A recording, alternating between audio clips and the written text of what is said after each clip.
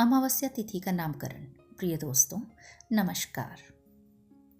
बहुत कम ही लोग इस बात को जानते हैं कि अमावस्या तिथि को अमावस्या ही क्यों कहा जाता है। इस नामकरण के पीछे पितरों की एक गाथा है, जिससे पता चलता है कि अमावस्या का नामकरण अमावसु पितर के नाम पर हुआ था। पितृपक्ष में इसी अमावस्या के दिन पितर लोग धरती पर अपनी संतानों से भोग ग्रहण करके अपने लोक को विदा होती हैं। अनादिकाल में एक प्रतापी ऋषि कन्या के हृदय में कामना उत्पन्न हुई कि वह सशरीर पितृलोक की यात्रा करे और वहां जाकर अपने पूर्वजों के दर्शन करे।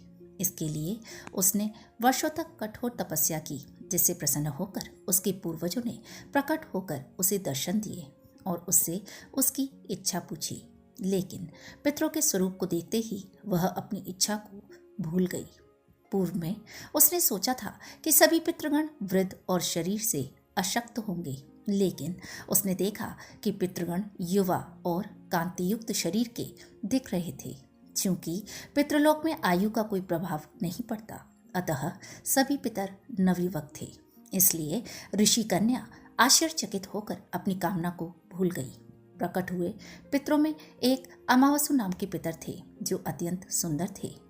ऋषि कन्या उनका स्वरूप देखकर उन पर मोहित हो गई और वह उस कामना को भूल गई जिसके लिए उसने तप किया था। जब पितरों ने उससे पुनः उसकी इच्छा पूछी तो ऋषि कन्या ने अत्यंत सुंदर दिखने वाले अमावसु नामक पितृ से कहा, मेरी इच्छा आप स्वयं हैं। मैं चाहती हूँ कि आप मुझे अपनी धर्मपत्नी के रूप में स्वीकार करें। ऋषि कन्या की बात सुनकर समूचे पितृलोक में आत्मग्लानि के भाव उत्पन्न हो गए। भला किसी पितर की अपनी संतान उससे विवाह की कामना करे, यह कैसे संभव हो सकता था। मानव की अपेक्षा पितृगण अपनी सीमा और अपने उत्तरदायित्व को भली भांति जानते थे, अतः उन्होंने नादान ऋषि कन्या को स्नेहपूर्वक समझाने का प्रयत्न किया। लेकिन ऋषि कन्या ने उनकी एक भी बात नहीं मानी। उसकी हट देखकर अमावसु पितृ को क्रोध आ गया।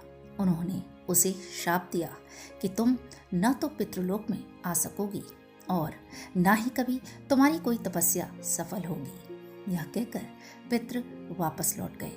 उनके जाने के पश्चात ऋषि कन्या का मोह टूटा, पर अब किया ही क्या जा सकता था।